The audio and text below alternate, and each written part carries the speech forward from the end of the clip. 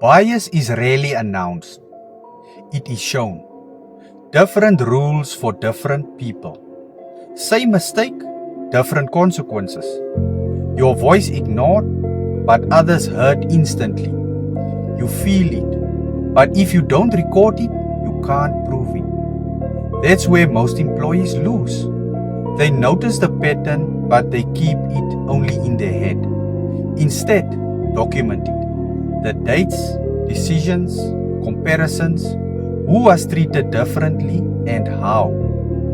Follow up conversations in writing. Confirm instructions. Create a record that speaks when you don't have to. Remember, bias without proof looks like an opinion, but bias with evidence becomes a case. Don't argue it emotionally.